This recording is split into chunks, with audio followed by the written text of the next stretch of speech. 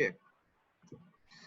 So আজকে আমি যেহেতু আগের মোটামুটি 7-8টা ক্লাস নাও হয়ে গিয়েছে, সো ওই ক্লাসগুলোতে আমি মূলত আমাদের ফার্স্ট যে দুইটা চ্যাপ্টার স্ট্রেস এবং স্ট্রেইন, দুইটা চ্যাপ্টারই একসাথে শুরু করছি যেহেতু একটা আরেকটার সাথে ইন্টার রিলেটেড।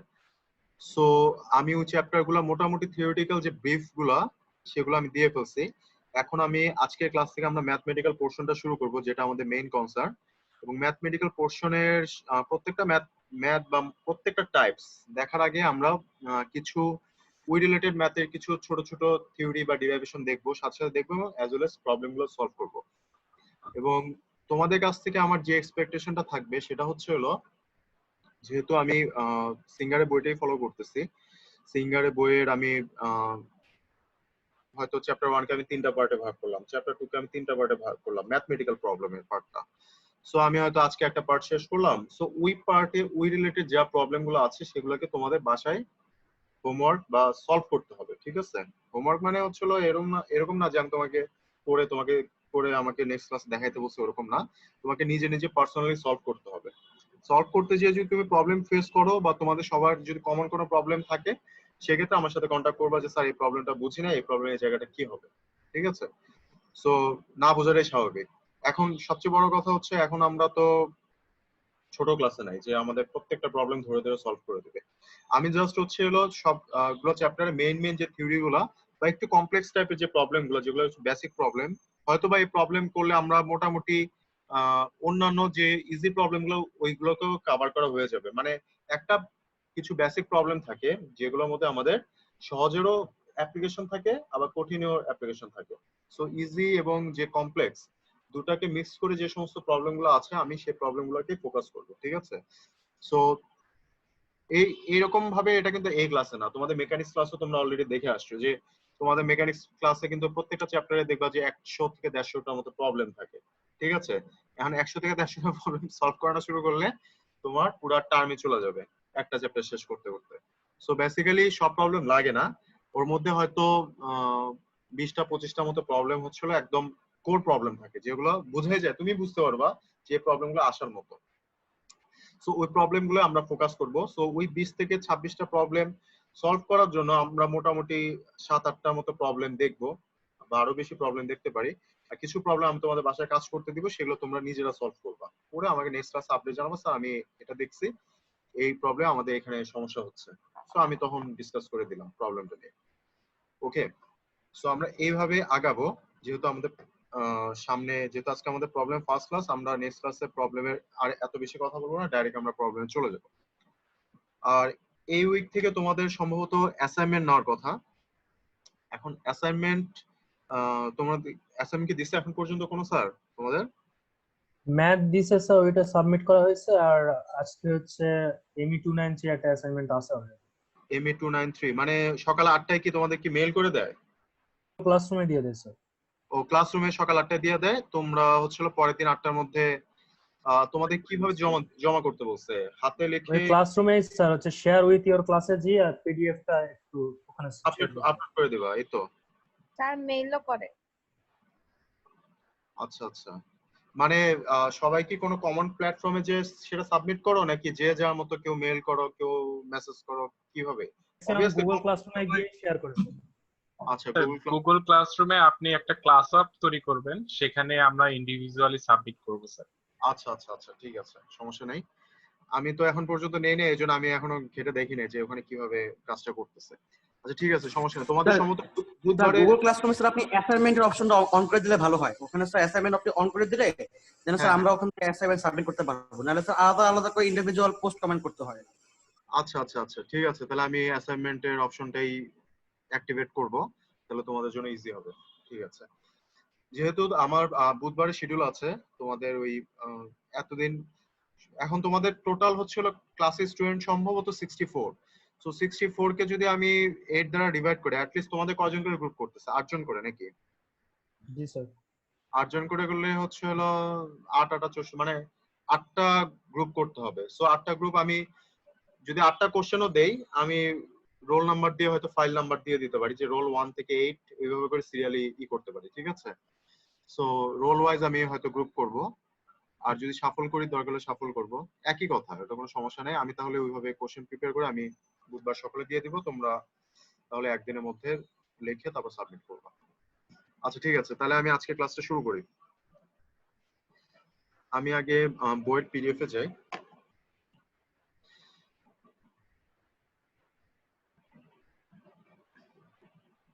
তোমার আনিসার তো এই বইটাই ফলো করতেছে নাকি?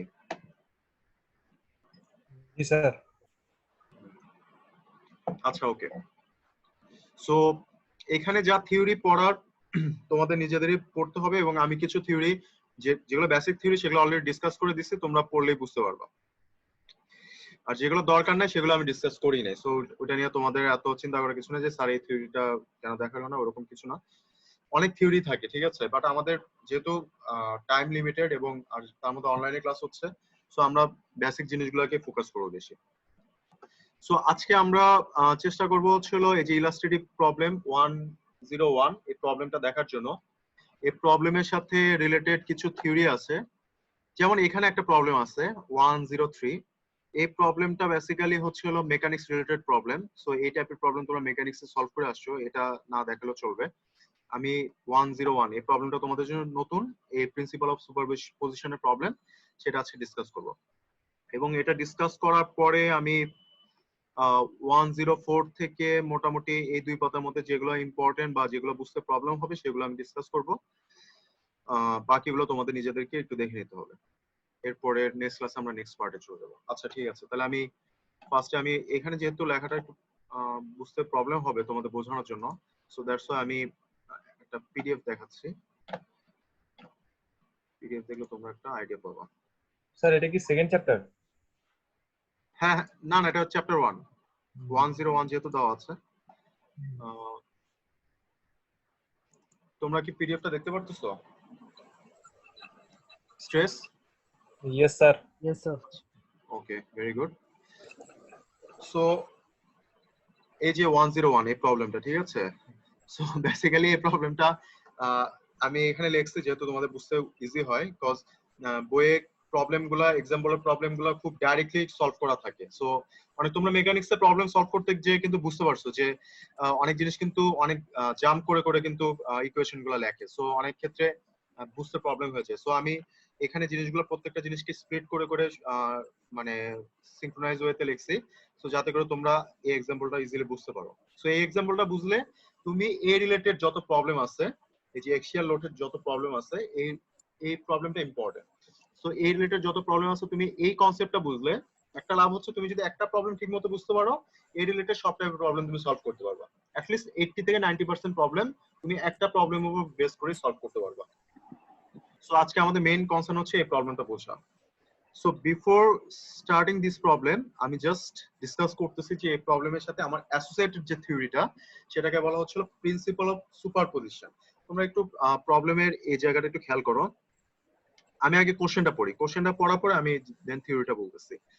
এখানে বলা আছে যে এই কম্পোজিট বার আর হচ্ছিল নরমাল হোমোজেনিয়াস বারের মধ্যে বেসিক ডিফারেন্সটা হচ্ছে হোমোজেনিয়াস বার হচ্ছিল একটা সিঙ্গেল একটা বার থাকবে এবং ইউনিফর্ম ম্যাটেরিয়াল থাকবে, ঠিক আছে। স্টিল হলে স্টিল, অ্যালুমিনিয়াম হলে অ্যালুমিনিয়াম, ব্রোঞ্জ হলে bronze.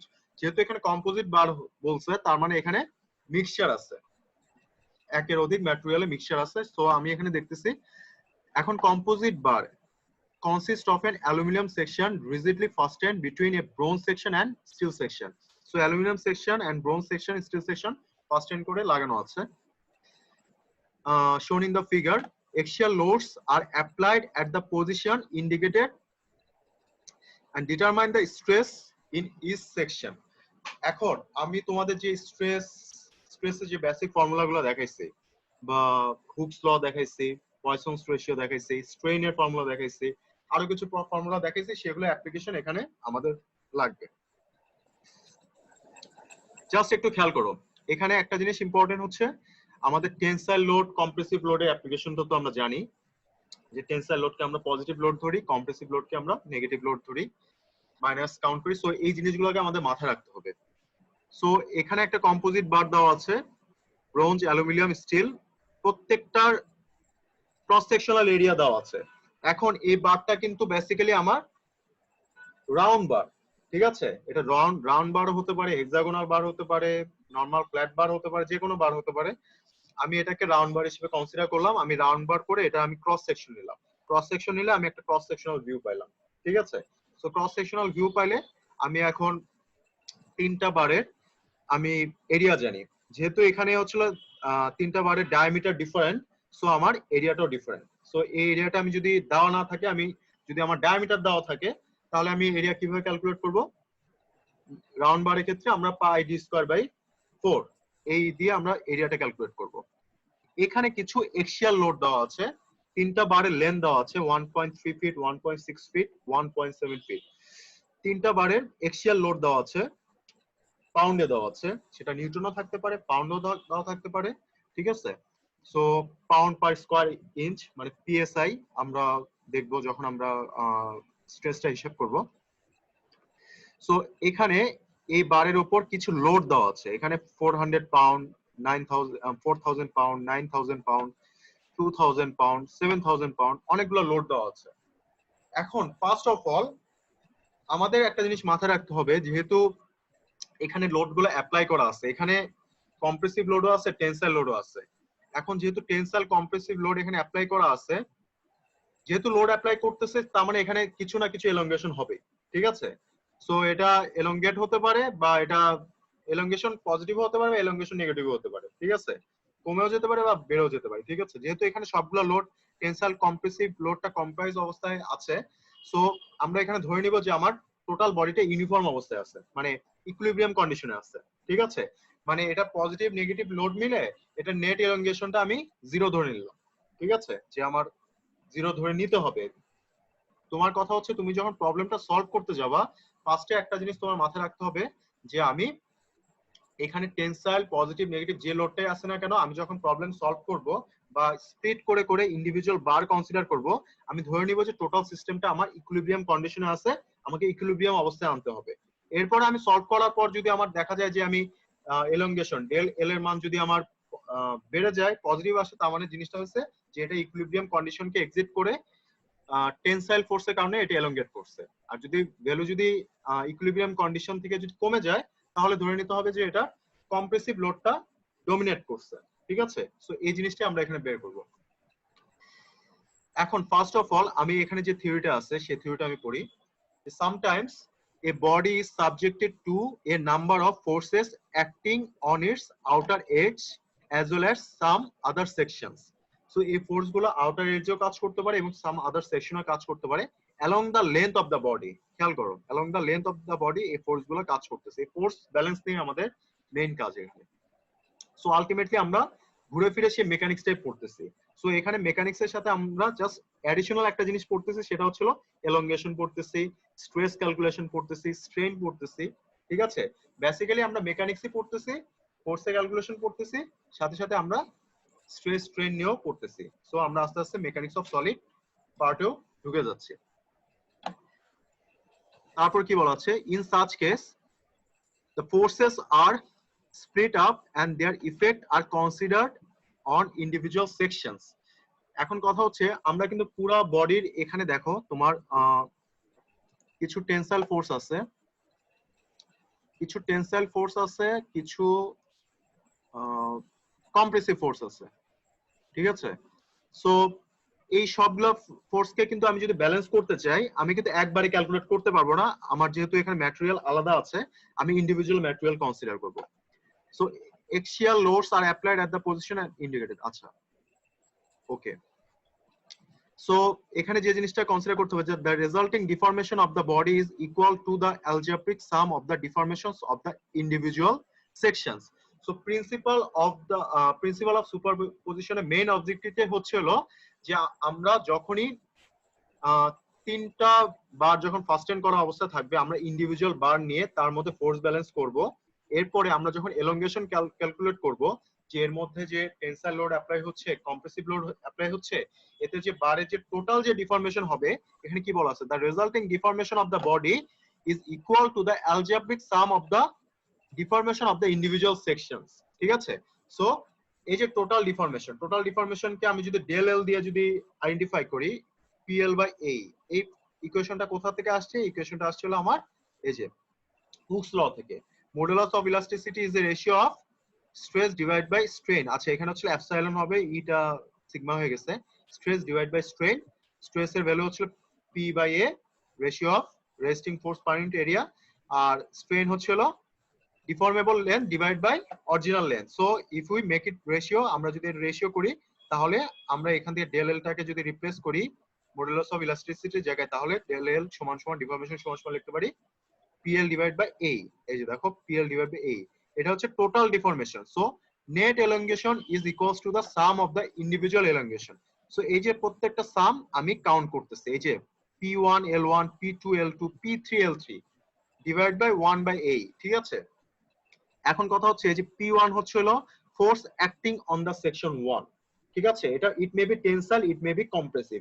If it is tensile তাহলে এটা পজিটিভ থাকবে, এটা যদি কম্প্রেসিভ হয়ে যায় এই P2L2 এর আগে আমরা একটা নেগেটিভ সাইন ইউজ করব, ঠিক আছে। আবার এটাও যদি কম্প্রেসিভ হয় সেটাও নেগেটিভ ইউজ করব। সো আমাদেরকে কিন্তু এখান থেকে স্প্লিট করে করে প্রত্যেকটা সেকশন নিয়ে নিয়ে দেখতে হবে যে এটার মধ্যে কি আইদার টেনসাইল লোড অ্যাপ্লাই হয়েছে নাকি কম্প্রেসিভ লোড অ্যাপ্লাই হয়েছে। কজ এখানে তুমি দেখতেছো যে এখানে পজিটিভ নেগেটিভ দুই টাইপের লোডই কিন্তু একটা বারের উপরে অ্যাপ্লাই হয়েছে। সো তোমাকে ক্যালকুলেট করে দেখতে হবে যে কোন লোডটা বেশি ডমিনেট করতেছে। এটা যদি টেনসাইল লোড ডমিনেট করে তাহলে এই সেকশনের জন্য তোমাকে টেনসাইল কাউন্ট করতে হবে, যদি কম্প্রেসিভ ডমিনেট করে তাহলে এই সেকশনের জন্য তোমাকে কম্প্রেসিভ কাউন্ট করতে হবে। সো তুমি এই যে ইন্ডিভিজুয়াল যে section, sum of the individual elongation, এগুলোকে কাউন্ট করতে হবে। এখন এই যে P1 L1 divide by A1 E1, এখন কথা হচ্ছে এই যে 1 বাই a এটা কমন নিলাম কেন? এটা কমন নিব সে সমস্ত ম্যাটেরিয়ালের ক্ষেত্রে যে সমস্ত ম্যাটেরিয়ালে আমার ইউনিফর্ম মেটাল থাকবে এবং ইউনিফর্ম ডায়ামিটার থাকবে, ঠিক আছে। এখানে কিন্তু আমার মেটালটা কিন্তু ইউনিফর্ম না। সো এই প্রত্যেকটা মেটালের ক্ষেত্রে কিন্তু আমার মডুলাস অফ ইলাস্টিসিটি ভ্যারি করবে, অ্যাজ ওয়েল অ্যাজ আমার কিন্তু প্রত্যেকটা মেটালের ক্ষেত্রে কিন্তু আমার ডায়ামিটারটা ভ্যারি করতেছে। সো আমি এখানে কি করব, এই জায়গায় কিন্তু আমি 1 বাই a টা কিন্তু কনস্ট্যান্ট নিতে পারি না। সো আমার 1 বাই a প্রত্যেকটা এখানে P1 L1 divide by A1 E1, P2 L2 divide by A1 E2, P3 L3 divide by A3 E3, প্রত্যেকটা এই জিনিসটা কমন থাকবে না। যখন যদি আমি এটা এমন করতাম যে আমরা এটা কি এখানে sir modulus of elasticity, young modulus যেটা তোমার মডুলাস অফ ইলাস্টিসিটি যেটা হুকস লতে আমরা যেটা পড়ছি, ঠিক আছে। সো যেহেতু মডুলাস অফ ইলাস্টিসিটি প্রত্যেকটা ম্যাটেরিয়ালের জন্য কনস্ট্যান্ট ভ্যালু আছে, ঠিক আছে। স্টিলের জন্য একটা, অ্যালুমিনিয়ামের জন্য একটা, যেহেতু তোমার এখানে মেটাল তিনটা, সো তিনটার জন্য মডুলাস অফ ইলাস্টিসিটি তিনটা হবে, ঠিক আছে, যেহেতু কনস্ট্যান্ট না। সো এখানে কিন্তু আমরা কিন্তু ইটাকে আর কমন রাখতে পারতেছি না, ইটাকে এর ভিতরে কিন্তু ঢুকাই ফেলতে হবে এবং E1 E2 E3 নিয়ে আসতে হবে। এরিয়া এখানে কি কনস্ট্যান্ট রাখতে পারবো না, এরিয়া এখানে আমাদের তিনটা ইন্ডিভিজুয়াল ভ্যালু দেওয়া আছে, তিনটা এরিয়া আমি এখানে নিয়ে যাব। এই ফর্মুলাটা তখনই অ্যাপ্লিকেবল হবে যখন ইউনিফর্ম এরিয়া থাকবে, ইউনিফর্ম ডায়ামিটার থাকবে এবং ইউনিফর্ম মেটাল থাকবে, ঠিক আছে। সে ম্যাটেরিয়াল লেন্থ ভ্যারি করতে পারে, সে ম্যাটেরিয়ালের মধ্যে স্ট্রেস বা লোডের ভ্যালুটা ভ্যারি করতে পারে। ওকে ওকে, এখন যেহেতু আমরা মোটামুটি ফর্মুলাটা বুঝে গেছি, এখন এই ফর্মুলা ধরে আমরা আগাই। যে এখানে আমাকে বের করতে বলছে কি, determine the stress in each section. এখন যে জিনিসটা বলবো সেটা হচ্ছে সবচেয়ে ইম্পর্টেন্ট পার্ট ম্যাথের, সেটা হচ্ছে আমরা এই প্রত্যেকটা সেগমেন্টকে আমরা স্প্লিট করতেছি, ঠিক আছে। স্প্লিট করে করে আমি কিন্তু অ্যাকচুয়ালি আমি যেহেতু এখানে আমাকে ইন্ডিভিজুয়াল মেটাল এলংগেশন ক্যালকুলেট করতে হচ্ছে এই ফর্মুলা ওয়াইজ, এই P1 P2 P3 বের করতে হচ্ছে, তার মানে আমাকে এটাকে যদি আমি 1 ধরি, এটাকে 2 ধরি, এটাকে 3 ধরি, এই ব্রোঞ্জ বারের উপর আমার আইদার টেনসাইল লোড অ্যাপ্লিকেবল হচ্ছে নাকি কম্প্রেসিভ লোড অ্যাপ্লাই হচ্ছে সেটা বুঝতে হবে। অ্যালুমিনিয়ামের উপর টেনসাইল হচ্ছে না কম্প্রেসিভ হচ্ছে, স্টিলের উপর টেনসাইল হচ্ছে না কম্প্রেসিভ হচ্ছে, সেটা কিন্তু তুমি এই ছবি দেখে বুঝতে পারবে না। তোমাকে এখন স্প্লিট করে প্রিন্সিপাল অফ সুপারপজিশন অ্যাপ্লাই করতে হবে। এখন ফার্স্ট যে জিনিসটা মাথায় রাখতে হবে, তোমরা লেখো নাম্বার 1 দিয়ে পয়েন্ট দিয়ে লেখো যে balancing shall start from the right side. Okay, আমি প্রেফার করব যে আমি যখন ফোর্সটাকে ব্যালেন্স করব, আমি যখন তিনটাকে স্প্লিট করব, আমাকে কিন্তু এই টোটাল ফোর্সটাকে কিন্তু ব্যালেন্স করতে হবে যাতে করে আমার টোটাল বডিটা ইকুইলিব্রিয়াম কন্ডিশনে থাকে, ঠিক আছে। সো এখন ব্যালেন্সটা তুমি বলবা যে আমি লেফট থেকে করবো না রাইট থেকে করব, মানে আমরা প্রেফার করব যে ব্যালেন্সিংটা আমরা রাইট থেকে করার চেষ্টা করব, ঠিক আছে। যদি না আমাদের দুইটা সাইড ফিক্স না থাকে, যদি আমাদের মনে করো যদি ফিক্স থাকে, আমি ফিক্সের ক্ষেত্রে প্রবলেমটা দেখাবো, বাট সিম্পল প্রবলেমের ক্ষেত্রে আমরা রাইট সাইড থেকে ব্যালেন্সিংটা শুরু করব। ঠিক আছে, তুমি যদি লেফট থেকে ব্যালেন্সিং করতে পারো কোনো সমস্যা নাই, বাট প্রেফারেবল যে আমরা রাইট থেকে করা শুরু করব। এটা গেল আমাদের নাম্বার 1 পয়েন্ট। ঠিক আছে, স্যার এক পয়েন্টটা আরেকবার বলবেন? আগের কথাটা হচ্ছে হলো আমরা যে এই তিনটা পার্টকে যে স্প্লিট করছে, এই যে দেখো স্টিল, অ্যালুমিনিয়াম, ব্রোঞ্জ। এখন কথা হচ্ছে তুমি বলবো যে স্যার আমি ব্যালেন্সিংটা কি লেফট থেকে শুরু করব না রাইট থেকে শুরু করব। এটা তুমি যে কোনো সাইড থেকে করতে পারো, বাট আমরা সবাই প্রেফার করি যে আমরা রাইট সাইড থেকে ব্যালেন্সিংটা শুরু করব। ঠিক আছে, তো তুমি যদি লেফট থেকে ব্যালেন্সিং করো কোনো সমস্যা নেই, বাট প্রেফারেবল যে আমরা রাইট সাইড থেকে ব্যালেন্সিংটা করব। এখন ব্যালেন্সিংটা কিভাবে করব সেই জিনিসটা আমরা এখন শুরু করি। ফার্স্টে আমার মেটাল আছে হলো স্টিল। ওকে, স্টিলের মধ্যে আমাদের ফিগার ওয়াইজ এখানে 7000 পাউন্ড কম্প্রেসিভ ফোর্স দেওয়া আছে। ওকে, 7000 পাউন্ড আমাদের কম্প্রেসিভ ফোর্স দেওয়া আছে। যেহেতু এখানে 7000 পাউন্ড কম্প্রেসিভ ফোর্স রাইট সাইডে দেওয়া আছে, সো তুমি যখন এই স্টিল মেটালকে আলাদা করে ফেলতেছো, স্প্লিট করে ফেলতেছো, তার মানে এই কম্প্রেসিভ ফোর্সকে ব্যালেন্স করার জন্য তোমাকে কি করতে হবে, লেফট সাইডে আরেকটা 7000 পাউন্ড কম্প্রেসিভ ফোর্স দিতে হবে। এটা তো বুঝতে পারতেছো নাকি? রাইট সাইডে 7000 কে, এই যে তুমি যে বলতেছো স্যার আমি যে এখানে 7000 অ্যাড করলাম, এখানে তো 7000 নাই, আমরা এই 7000 কে পরে ব্যালেন্স করব। ঠিক আছে, আমরা 7000 কে এই যে পরের সেকশনে আমরা অপোজিট ডাইরেকশন দিয়ে ব্যালেন্স করে ফেলতেছি। এখানে হলো এই যে এখানে ধরো এটা যদি পজিটিভ হয়, এটা নেগেটিভ, আরেক ডাইরেকশনে 7000 দিয়ে আমরা ব্যালেন্স করে ফেলছি। ঠিক আছে, সো আমরা এখন জাস্ট রাইট সাইড নিয়ে ক্যালকুলেট করব। আমরা লেফট সাইডে কি ফোর্স আছে এগুলো আমরা চিন্তাই করব না। রাইট সাইডে আমাদের 7000 কম্প্রেসিভ ফোর্স আছে, এই কম্প্রেসিভ ফোর্সটাকে এই সাইডে ব্যালেন্স করার জন্য আমরা 7000 ফোর্স অ্যাড করতেছি। ওকে, তাহলে আমি যদি বলি স্যার স্টিল, হ্যাঁ বলো। কম্প্রেসিভ ফোর্স ব্যালেন্স করার জন্য আবার কম্প্রেসিভ ফোর্সই দিচ্ছি এপাশ থেকেও। কম্প্রেসিভ ফোর্স মানে কি, দুটা একই ডাইরেকশনে কাজ করবে। হ্যাঁ, এখন যদি 7000 যদি টেনসাইল ফোর্স, টেনসাইল আর কম্প্রেসিভ ফোর্সের ডাইরেকশন তো বুঝো নাকি? জি স্যার। তাহলে এই যে 7000 এটা কোন ডাইরেকশনে আছে তুমি বলো তো? এটা কি বডিটাকে কি কম্প্রেস করতেছে না জি স্যার, কম্প্রেসিভ স্যার। কম্প্রেস করতেছে, তাহলে তুমি এই সাইডে কম্প্রেসিভ ফোর্স অ্যাপ্লাই করবা, কম্প্রেসিভ ফোর্স অ্যাপ্লাই করবা। সো এখন আমি যদি তোমাকে বলি যে what is the stress in this steel section, তোমাকে যদি আমি স্ট্রেস ক্যালকুলেট করতে বলি, তুমি স্ট্রেস সমান সমান কি জানো? Resisting force per unit area. ঠিক আছে, তাহলে এই স্টিল সেকশনের জন্য তোমার রেজিস্টিং ফোর্স কি হবে বলো তো? 7000 sir. Yes. 7000 divide by 1.6 square. এই যে দেখো আমরা লাস্টে দেখো এই যে স্টিলের জন্য 7000 পাউন্ড ডিভাইড বাই 1.6 স্কয়ার, এই যে pound per square inch, pound per square inch PSI. ঠিক আছে, pound per square inch PSI 4380। C লিখছি কেন? এটা কম্প্রেসিভ অবস্থায় আছে। ওকে, সো এই যে দেখো এইভাবে কিন্তু আমরা স্ট্রেসটা এই সেকশনের জন্য স্ট্রেস ক্যালকুলেট করে ফেললাম। এখন আমরা আসতেছি পরের সেকশনে। এখন তুমি বলতেছো যে স্যার আমি তো 7000 এখানে যে এক্সট্রা লোড অ্যাপ্লাই করছি, তো এই যে 7000 এইটাকে যদি আমি মিনিমাইজ করতে চাই বা ইকুইলিব্রিয়াম করতে চাই, তাহলে কি করতে হবে? আমাকে অ্যালুমিনিয়াম সেকশনে এই 7000 এ অপোজিট ডাইরেকশনে আরেকটা ফোর্স অ্যাপ্লাই করতে হবে।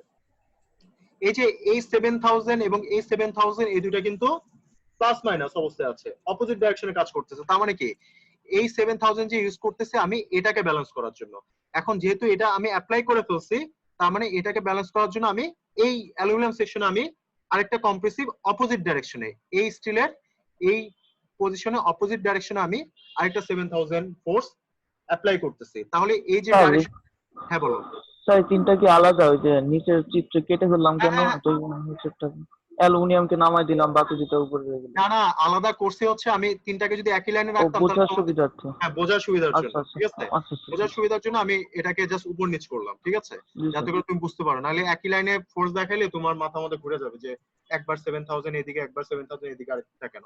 সো এই যে 7000 এটাকে ব্যালেন্স করার জন্য আমি নেগেটিভ দিকে আরেকটা 7000 দিলাম। ঠিক আছে, এখন যেহেতু এখানে নেগেটিভ দিকে 7000 দিচ্ছি, ওকে ভেরি গুড, কোনো সমস্যা নাই। তুমি অ্যালুমিনিয়াম সেকশনে বিল্ট ইন কিন্তু এই যে 2000 একটা পাউন্ড কিন্তু ছিলই।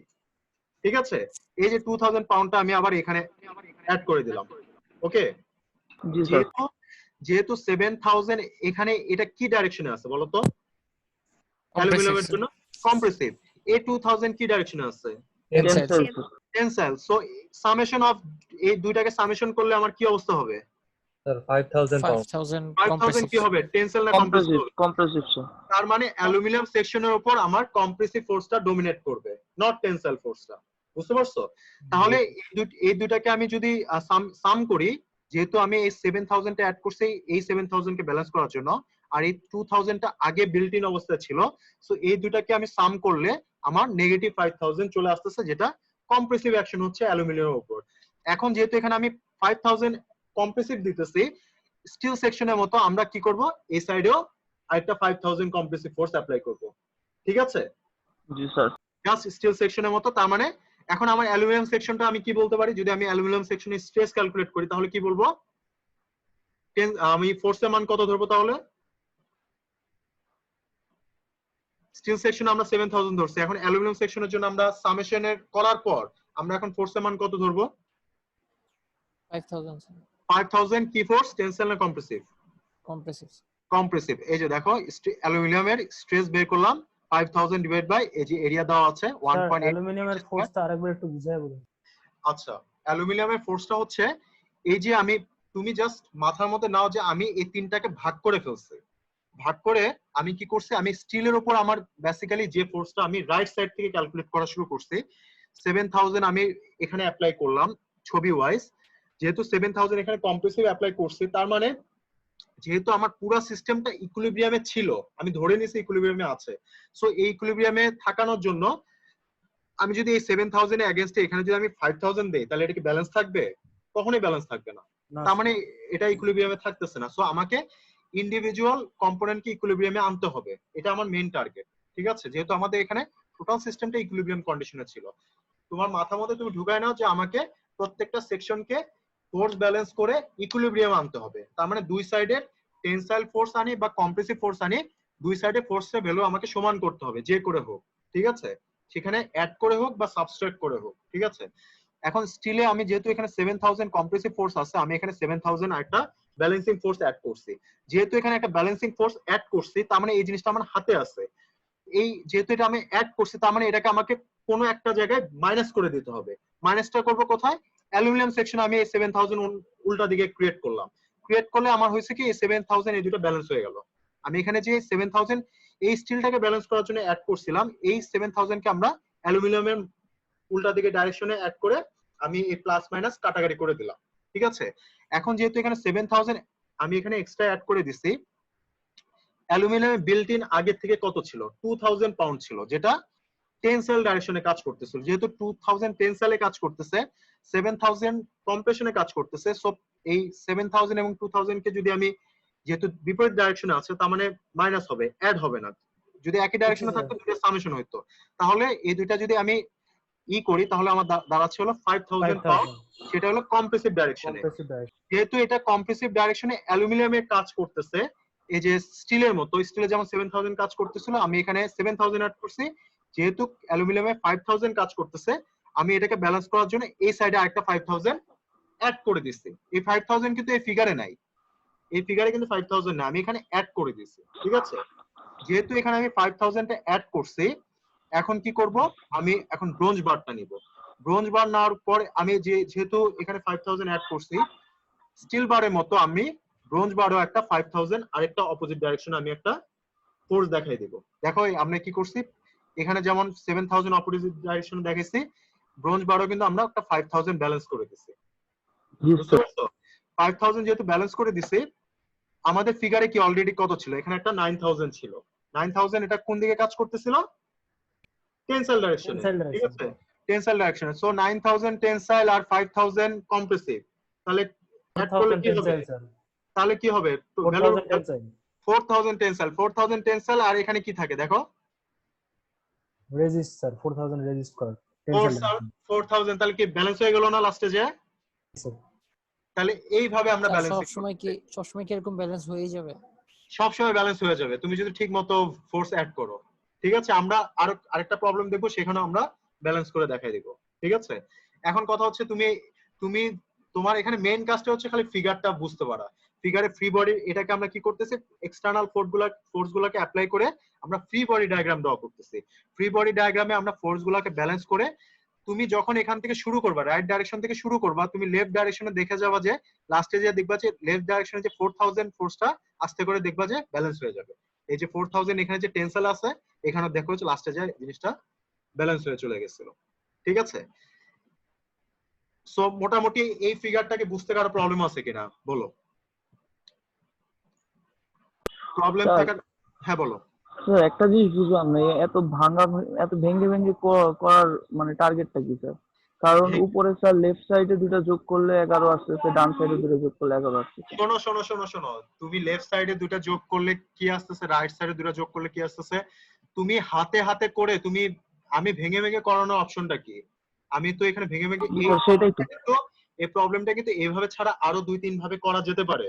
ঠিক আছে, আমি এটা করে দিচ্ছি যাতে করে এটা হচ্ছে হলো মোস্ট পসিবল ইজিয়েস্ট ওয়ে, যাতে করে এই জিনিসটা সবাই বুঝতে যাতে প্রবলেম না হয়। ওকে, তুমি এটাকে এভাবে ফলো করতে পারো। আর যদি তুমি তোমার নিজের চিন্তা মনন ইউজ করে যদি তুমি অন্যভাবেও করতে পারো যে স্যার আমি অন্যভাবে ব্যালেন্স করতে পারবো, আমার কথা হচ্ছে তুমি ব্যালেন্স করতে পারলেই হলো। তুমি কিভাবে ব্যালেন্স করবে এটা তোমার উপর ডিপেন্ড করে। তুমি যদি টেনসাইল কম্প্রেসিভ অ্যাকশন যদি বুঝে থাকো, তুমি যে কোনো ভাবে ব্যালেন্স করতে পারবা। সেটা তুমি রাইট থেকেও ব্যালেন্স করতে পারবা, লেফট থেকেও ব্যালেন্স করতে পারবা। স্যার ব্রোঞ্জের ক্ষেত্রে স্যার পিটা স্যার একটু দেখান।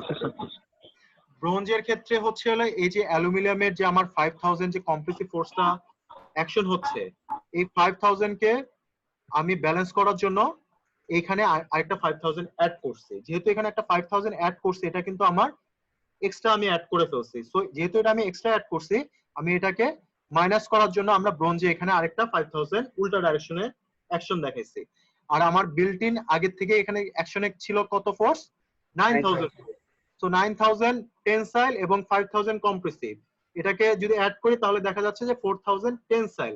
সো আমি লেফট সাইডে যখন ফোর্সটা এখানে অ্যাড করি তখন দেখা যায় হয়ে যাচ্ছে কি জিনিসটা আস্তে আস্তে ব্যালেন্স হয়ে যাচ্ছে, কারণ আমার এরপরে আর কোনো বার নাই। যদি বার থাকতো তাহলে কি হতো, আমার এখানে এই 4000 এর আলটিমেটলি কিন্তু এখানে জিনিসটা ব্যালেন্স হয়ে গেছে।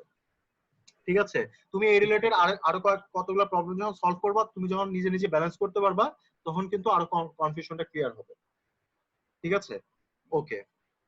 সো এরপরে তুমি যখন এইভাবে বের করবা, তুমি কিন্তু এই যে ইন্ডিভিজুয়াল সেকশন ওয়াইজ তোমার এই যে এই ব্রোঞ্জ হচ্ছিল 4000 টেনশনে ছিল, অ্যালুমিনিয়াম হচ্ছিল 5000 কম্প্রেশনে ছিল, স্টিল হচ্ছিল 7000 কম্প্রেশনে ছিল। আমি এই ইন্ডিভিজুয়াল সেকশন কজ তোমাকে, এই যে তুমি বলতেছো স্যার আমি এই যে ইন্ডিভিজুয়াল সেকশন কেন বের করতেছি, ভেঙে ভেঙে কেন দেখাচ্ছি, কজ তোমাকে এখানে বের করতেই বলছে।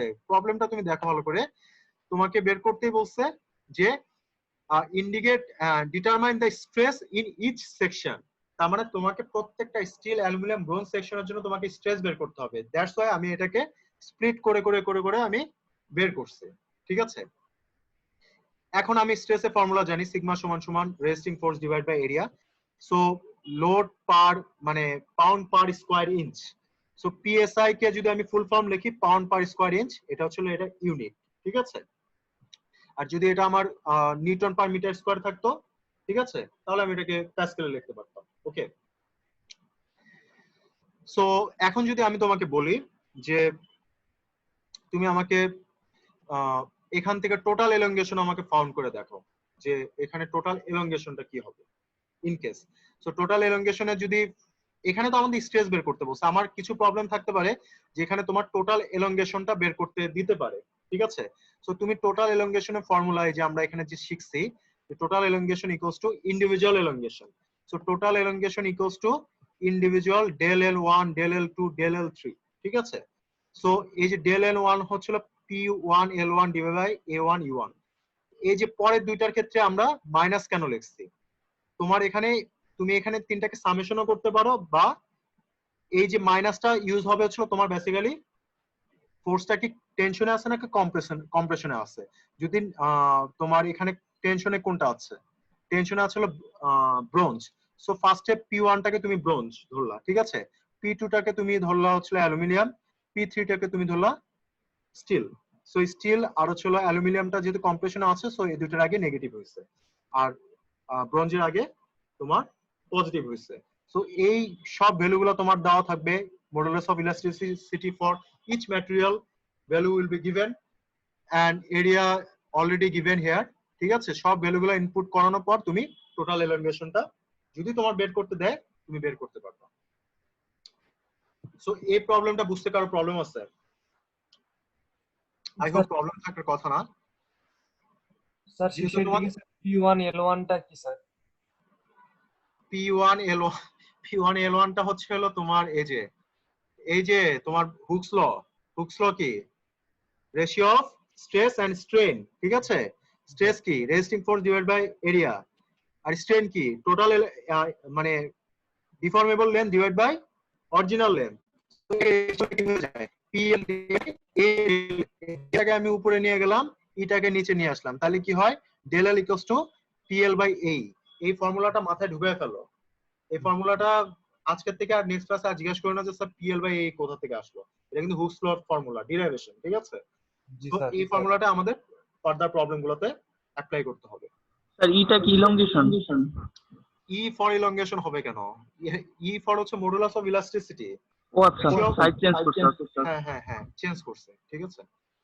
সো এই রিলেটেড প্রবলেম তোমাদের এখানে আরেকটা দেওয়া আছে, এই যে দেখো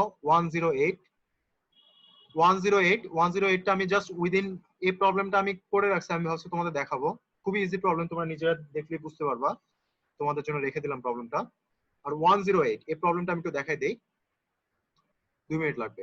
এন্ড অ্যালুমিনিয়াম, জাস্ট আগের প্রবলেমটারই জাস্ট আরেকটা type. And aluminium rod is rigidly attached between a steel rod and a bronze. So এখানে একটা স্টিল রড আছে, এখানে একটা অ্যালুমিনিয়াম রড আছে, এখানে একটা ব্রোঞ্জ রড আছে। Axial load are applied at the position indicated. So axial load গুলো apply করা আছে। Find the maximum value of P that will not exceed a stress in steel of 140 megapascal, aluminum 90 megapascal and bronze 100 megapascal. আগের প্রবলেমে আমরা কি বের করছিলাম? আমরা হচ্ছিল স্ট্রেস এর ভ্যালুগুলো বের করছিলাম। এখানে আমাদের কি হয়েছে? আমাদের পিটা আননোন দেওয়া আছে, পিটা টোটালি আননোন দেওয়া আছে, আমাদের স্ট্রেসের ভ্যালুটা দেওয়া আছে। এখন আমরা উল্টা করে বের করব। আগেরটাতে আমরা পি এর ভ্যালু দেওয়া ছিল, আমরা স্ট্রেস বের করছি। এখানে আমাদের স্ট্রেসের ভ্যালু দেওয়া আছে, আমরা এক্সিয়াল লোডে পি এর ভ্যালুটা দেওয়া থাকবে। এখানে কিন্তু যেমন এখানে 2p অ্যাকশন করতেছে, এখানে p অ্যাকশন করতেছে, এখানে 4p অ্যাকশন করতেছে, আর এখানে জিনিসটা ফিক্সড অবস্থায় আছে। এই ফিক্সডটা কিন্তু এক সাইডেও থাকতে পারে, দুই সাইডেও থাকতে পারে। আগের প্রবলেমে কিন্তু আমাদের এখানে কিন্তু কোনো ফিক্স করা ছিল না, জিনিসটা টোটালি ওপেন ছিল। এখন যেহেতু এখানে ফিক্স করা আছে, তাহলে কি হবে তুমি আমাকে বলো। আমি যদি রাইট সাইড থেকে যদি ক্যালকুলেট করা শুরু করি, আমাকে একজন কি বলতে পারবো যে স্যার ব্রোঞ্জের উপর এত লোড অ্যাপ্লাই হবে, অ্যালুমিনিয়ামের উপর এত লোড অ্যাপ্লাই হবে, স্টিলের উপর এত লোড অ্যাপ্লাই হবে? বলো তো। লোডটা তোমাকে বলতে হবে 1p 2p 3p বা 4p এইভাবে বলতে হবে। বলো তো একটু, ব্রোঞ্জের উপর কতটুকু অ্যাপ্লাই হবে? Sir 2p compression. স্যার ব্রোঞ্জের উপর 2p কম্প্রেশন স্যার। ব্রোঞ্জের উপর 2p কম্প্রেশন, ভেরি গুড, বুঝতে পারছো। তারপরে অ্যালুমিনিয়ামের উপরে কি হবে বলো? Sir 1p tensile. 1p compression. 3p tensile. ভালো করে বলো, অ্যালুমিনিয়ামের উপরে হাতে লিখে বলো, হাতে করে বলো। Sir 3p tensile sir. হ্যাঁ sir 1p compression sir. 1p compression sir. আচ্ছা আচ্ছা, তো এই বাকিরা একটু খেয়াল করো, এখানে ওরা যা বলতেছে তা কি ঠিক আছে কিনা। তোমার যদি এখানে 2p যদি আমি এখানে কম্প্রেশন হয়, তাহলে আমি এখানে 2p টাকে ব্যালেন্স করার জন্য আমি অ্যালুমিনিয়ামের উপর কি করতেছি? অ্যালুমিনিয়ামের উপর রেজিস্টিং ফোর্স। অ্যালুমিনিয়ামের উপর কিন্তু আমরা 2p একটা কম্প্রেসিভ ফোর্স কিন্তু অ্যাপ্লাই করতেছি। এই যে দেখো 2p একটা কম্প্রেসিভ ফোর্স অ্যাপ্লাই করতেছি। সো এই যে 2p কম্প্রেসিভ ফোর্সটা যে অ্যালুমিনিয়ামের উপরে অ্যাপ্লাই করতেছে, অ্যালুমিনিয়ামের উপরে আগে কি ছিল? p ছিল। সো এই p আর 2p প্লাস মাইনাস করলে কি দেখা যাচ্ছে? এর উপর কি অ্যাপ্লাই হচ্ছে? 1p compression. 1p compressive apply হচ্ছে। বুঝতে পারছো? যারা 3p মানে অন্য কিছু বলতেছিল, জি স্যার। বুঝতে পারছো? তাহলে স্টিলের উপর কি হচ্ছে তাহলে দেখো তো? এটা 5p কম্প্রেশন। 5p কম্প্রেসিভ হচ্ছে। এটা নিয়ে কি কারো ডাউট আছে? না স্যার। তাহলে আমরা দেখো ফর ব্রোঞ্জ কি করতেছি? সিগমা এ, এটা হলো যে স্ট্রেসের formula, sigma divide by resisting force divide by area. এরিয়াটাকে আমি এপাশে নিয়ে গেছি। আর হচ্ছিল আমার এই ফোর্সটা কি? ব্রোঞ্জের ক্ষেত্রে এটা আমার কি ফোর্স? Compressive force. অ্যালুমিনিয়ামের ক্ষেত্রে আমার কি ফোর্স? এটা কম্প্রেসিভ ফোর্স। স্টিলের ক্ষেত্রে সব ক্ষেত্রে আমাদের কম্প্রেসিভ ফোর্স, ঠিক আছে? এই আমরা কিন্তু পরে আস্তে করে এই পি এর মানটা আমরা কিন্তু বের করতে পারছি যে স্টিলের জন্য আমার পি কত হবে, অ্যালুমিনিয়ামের জন্য আমার পি কত হবে, ব্রোঞ্জের জন্য আমার পি কত হবে, প্রত্যেকটার জন্য আমার পি এর ভ্যালুটা বের করছি। এখন কথা হচ্ছে আমার এখানে কি বলছে যে find the maximum value of P that will not exceed a stress in steel of 140 megapascal, aluminum 90 megapascal and bronze 100 megapascal। এখন বলা হয়েছে যে পি এর এমন একটা ভ্যালু বের করো যার জন্য স্ট্রেসের ভ্যালু অ্যালুমিনিয়ামের ক্ষেত্রে 90 অতিক্রম করবে না, স্টিলের ক্ষেত্রে 140 অতিক্রম করবে না, ব্রোঞ্জের ক্ষেত্রে 100 অতিক্রম করবে না। এখন তুমি তো পি এর তিন ম্যাটেরিয়ালের জন্য তিনটা ভ্যালু পাইলা, তুমি কোন ভ্যালুটা ক্যালকুলেট করবা বলো তো নিবা? এই যে এখানে তিনটা পি এর মধ্যে তুমি কোন ভ্যালুটা নিবা? সবচেয়ে বেশি নিবা না সবচেয়ে কম নিবা না মাঝামাঝিটা নিবা? বেশি নিলে সমস্যা কি, কম নিলে প্রবলেম কি বলো? তোমাকে কিন্তু একটা ভ্যালু নিতে বলছে পি এর, কোন ভ্যালুটা নিবা? স্যার লিমিট গুলো এক্সিড হয়ে যাবে। বেশি নিলে লিমিট গুলো এক্সিড হয়ে যাবে। তুমি যদি মনে করো আমি যদি বলি যে স্যার আমি 36,000 নিব, 36,000 নিলে সেটা অ্যালুমিনিয়ামের জন্য ওকে থাকবে, বাট অন্যগুলোর জন্য কিন্তু চেঞ্জ হয়ে যাবে, ঠিক আছে? কিন্তু আমি যদি 10,000 নেই, 10,000 নিলে আমার হচ্ছে কি ব্রোঞ্জের জন্য যদি আমার ওকে থাকে আলটিমেটলি সবগুলোর জন্য মানে যত স্ট্রেসের ভ্যালু আমি মানে পি এর ভ্যালু যত কম নিব আমার স্ট্রেসটা আস্তে আস্তে লিমিটিং অবস্থায় থাকবে। নাহলে যদি আমি ম্যাক্সিমাম নিয়ে ফেলি আস্তে আস্তে দেখা যাবে যে আমার cause stress is proportional to force, ফোর্সের ভ্যালু যত বাড়াবা তোমার স্ট্রেসও বাড়তে থাকবে। ওকে, সো তোমার পি এর মিনিমাম ভ্যালুর জন্য আমার এই তিনটা ভ্যালুই কিন্তু আমার লিমিটের অবস্থায় থাকবে, চেঞ্জ হবে না। এটাকে বলা হচ্ছিল সেফটি ভ্যালু। তোমাকে আমি বলছি না ফ্যাক্টর অফ সেফটি জিনিসটা কি, তোমার এই যে পি এর তোমার 10,000 ভ্যালুর জন্য আমার এই 90, 100 বা 140 এই তিনটা লিমিট মানে পারমিসিবল বা এই তিনটা লিমিট আমার মানে ঠিক থাকবে। আমি যদি পি এর ভ্যালু যদি ম্যাক্সিমাম নেই সেই ম্যাক্সিমামটা কিন্তু আমার 140 মেগাপ্যাসকেলের জন্য ওকে থাকবে, বাট 90 বা 100 এর ক্ষেত্রে কিন্তু জিনিসটা ডিফর্ম করা শুরু করবে কজ এই স্ট্রেসের ভ্যালুটাকে এক্সিট করে চলে গেছে। সো আমাকে পি এর মিনিমাম ভ্যালুটা ফর সেফটির জন্য আমাকে এখানে মিনিমাম ভ্যালুটা নিতে হবে। সো তোমরা নিজেরা চিন্তা করে দেখো। সো আমি দুটো প্রবলেম দেখাইছি আর 106 যেটা সেটা তোমরা নিজেরা দেখবা, ইজি প্রবলেম দেখলেই বুঝতে পারবে। এখানে সিম্পল জাস্ট মেকানিক্স অ্যাপ্লাই করছে আর কিছু না। এই টাইপের মানে টেনশন কেবলের প্রবলেম কিন্তু তোমরা মেকানিক্সে দেখে আসছো, সো এটা তোমরা নিজেরা দেখবা, ঠিক আছে? সো আমি আজকে দুটো প্রবলেম দেখাইলাম। তোমাদের বাসার কাজ হবে হচ্ছিল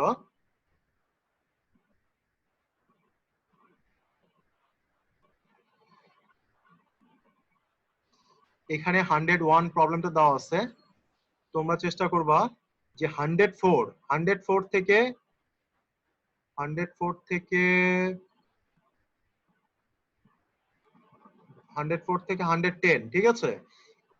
এই 104 থেকে 110 পর্যন্ত নিজেরা সলভ করার চেষ্টা করবা। 107টাও নিজেরা করবা, নিজেরা সলভ করার চেষ্টা করবা। যে কোনোটা যদি প্রবলেম হয় আমাকে নেক্সট ক্লাসে বলবা, ঠিক আছে? নেক্সট ক্লাসে আমরা সামনের দিকে প্রোগ্রেস করব। ওকে, আর কারো কোনো কোশ্চেন আছে? স্যার রোল 22 স্যার ইন্টারনেটের কারণে স্যার সমস্যা হচ্ছে, ইন্টারনেটে সে আমাকে বলতে বলেছে স্যার আপনাকে। রোল 22 আমাকে তো মেসেজ করে নাই, মেসেজ করছে করে নাই। আচ্ছা ঠিক আছে আমি দেখতেছি। ঠিক আছে আমি তাহলে অফ করে দিচ্ছি। জি স্যার, আসসালামু আলাইকুম। আসসালামু আলাইকুম স্যার। আসসালাম।